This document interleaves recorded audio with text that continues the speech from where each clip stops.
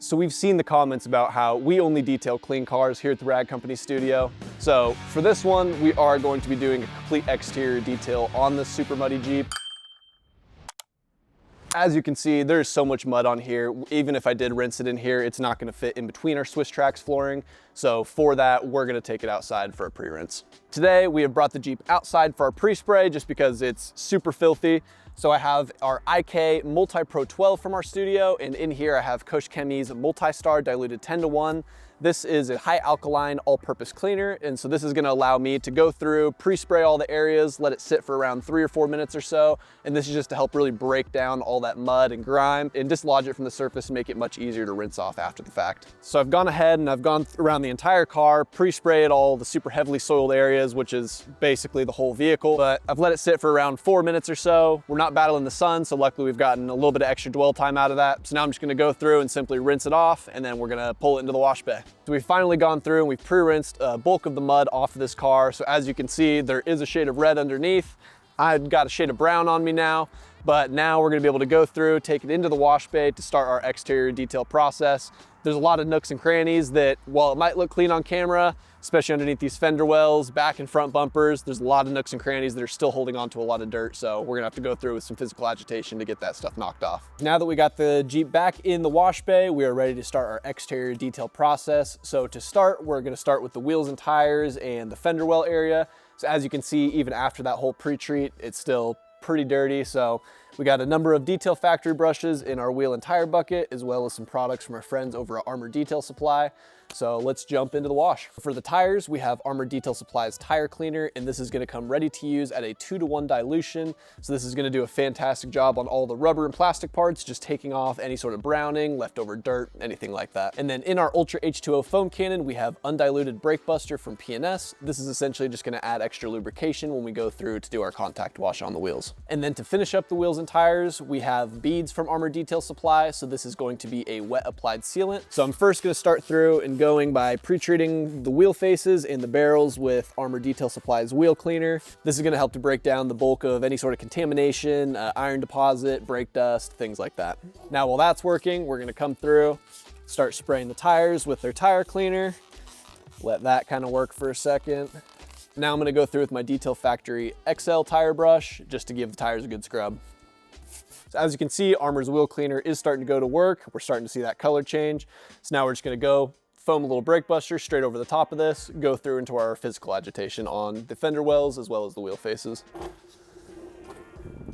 So this is the fender well brush from Detail Factory. This is just gonna make it easier to reach up into the fender wells where it might be a little bit harder with a standard wheel face brush. This is the Wheel Brush Mini from Detail Factory. So this is gonna be the smaller size to their full wheel brush kit.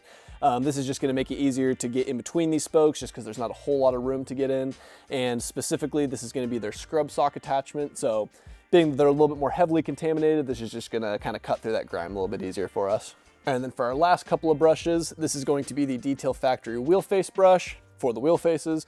So we've gone through and gotten this all cleaned up. So now we're gonna rinse out the fender wells, the wheels and the tires. And then we're gonna go ahead and just repeat that same process on the other 3 wheels and tires, and we will meet you back for the undercarriage wash. So we've gone through and we've cleaned up all the wheels and tires as well as the fender wells.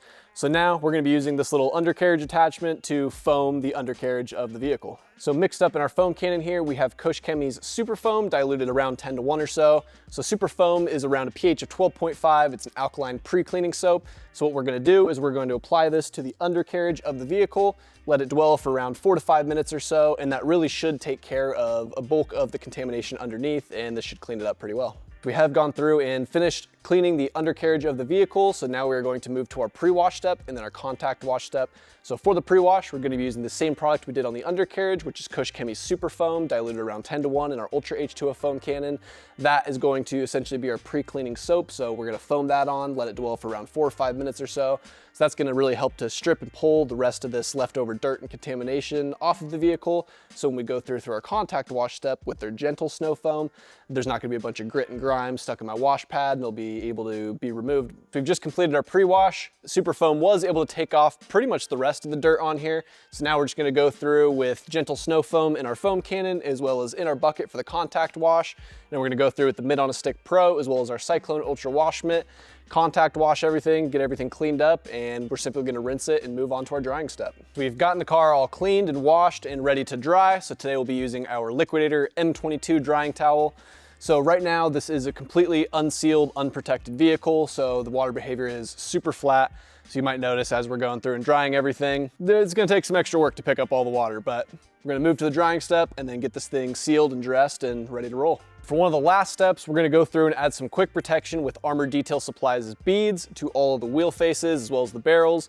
So for this is gonna be a wet applied sealant, so you can simply spray it onto the wheel face while it's still wet, let it sit for around 10-15 seconds, and then simply rinse it off. So we've gone through and our Liquidator M22 made quick work of drying off the Jeep. So now we are on to our finishing and protection steps. So I have a few products with me that we're gonna be using to help with this. We're gonna go through on the trim and use P&S's Full Send. So this is a self-leveling dressing. So this means I can spray it on while it is still wet, and it's simply gonna level to a nice even finish. P&S's Full Send is a dressing that can be used on virtually all your exterior plastics and rubbers. One area of the vehicle that I really like to use Full Send for is for off-road tires such as these.